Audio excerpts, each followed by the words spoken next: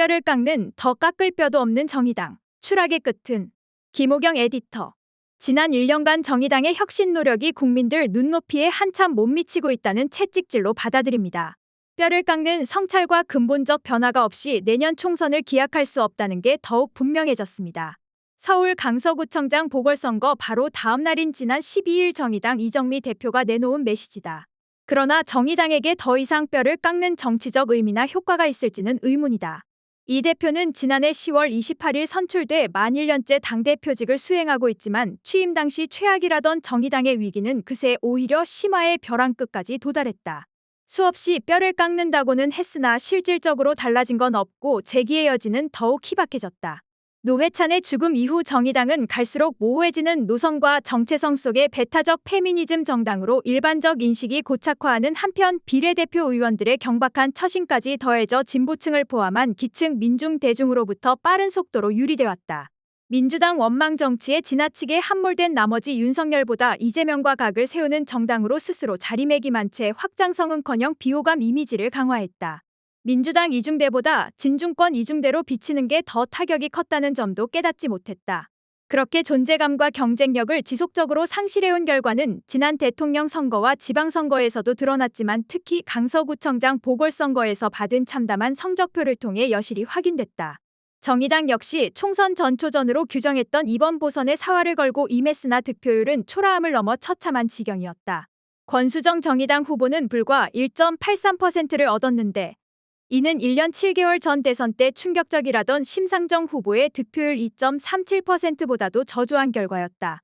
더 큰 문제는 앞으로도 정의당의 뚜렷한 변화를 기대하기 어렵다는 데 있다. 그 나물의 그 밥인 구성원들로서는 근본적인 발상의 전환이나 이미지 쇄신의 한계가 있을 수밖에 없다. 혁신 재창당을 추진한다지만 연합정치 대상인 녹색당 역시 보궐선거 득표율이 0.21%에 불과할 정도로 당세가 미미한 데다 상호 논의 자체가 지지부진한 상태다. 민주노총과의 연대도 마찬가지다.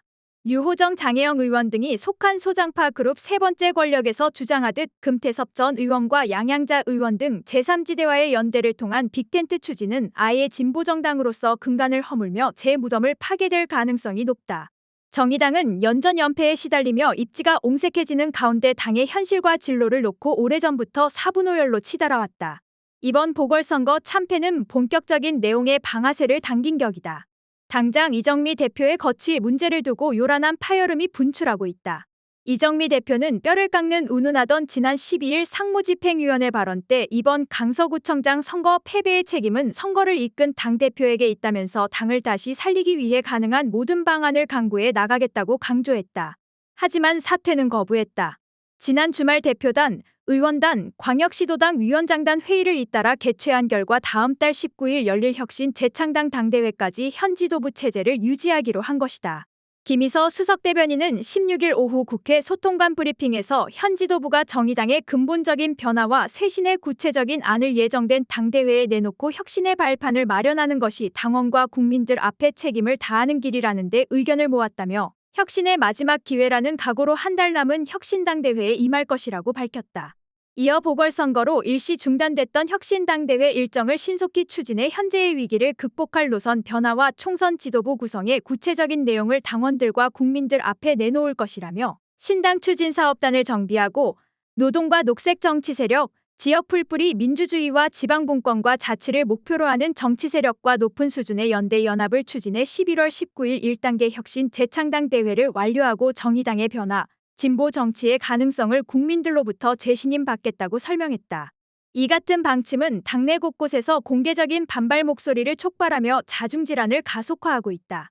당내 청년 조직인 청년정의당 김창인 대표는 국회에서 기자회견을 열고 변화 없는 지도부에 동참할 수 없다며 대표직 사퇴를 선언했다.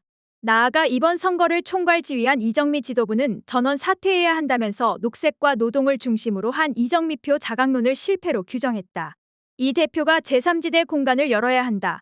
진보 통합으로 가야 한다는 다른 견해들을 묵살하고 자강론을 폈지만 결국 녹색당과 공조에 실패했고 진보 단일화도 성사시키지 못했다는 것이다.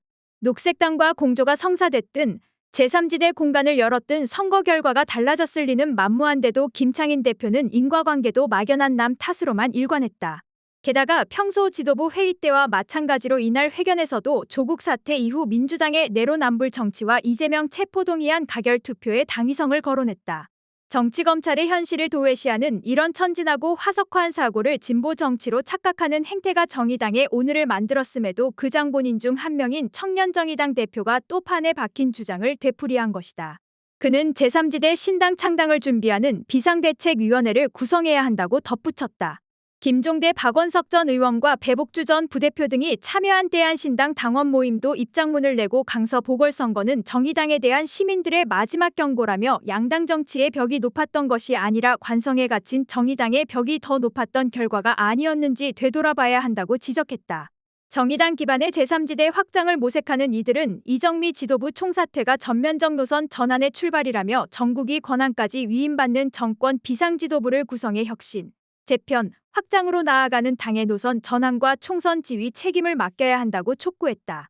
정의당 현역 의원들이 포함된 세 번째 권력도 마지막으로 입장문을 발표했다. 이들은 이정미 지도부의 실패는 보궐선거만의 패배가 아니라 자강론이라는 노선의 패배라며 1년 전과 비교해 정의당의 주요 정책 중 과연 무엇이 달라졌나? 수년간 말만 무성했던 녹색당과의 통합이나 노동운동 일부의 정의당 참가도 소문에 불과했다고 비판했다. 그러면서 제3지대 신당 창당으로 노선을 전환해야 한다. 이번 선거에서 모든 것이 확인됐다며 자강론은 실패했고 진보통합론은 불가능하거나 실효성이 없다. 정의당은 양당 대안 세력을 통합하고 제3당 건설의 길을 선택해야 한다고 주장했다. 이들 역시 지도부 총사퇴와 비대위 구성을 요구했다. 진보층과 개혁적 중도층의 많은 촛불 시민이 용해인과 기본소득당을 대안으로 여기고 있지만 정의당은 이에 대한 천착은 없이 실체도 불분명한 제3지대에 맹목적으로 매달려 허상을 좇는 모습이다. 금태섭 전 의원과 양양자 의원에게 손짓하는가 하면 세 번째 권력 출범식에 이준석 국민의힘 전 대표와 박지원 민주당 전 공동 비상대책위원장이 참석하는 등 안철수와 국민의당이 모델인 듯한 인상도 준다. 원칙 없는 빅텐트는 탄탄한 지지대가 없어 세우기도 어렵고 곧 쓰러지기 십상이다. 무너진 텐트 아래 깔려 지리멸렬하다 소멸하는 운명을 맞았던 한국 정당의 이합집산 역사에 정의당 또는 제3지대 신당이 추가될지 여부도 총선 관전 포인트 중 하나다.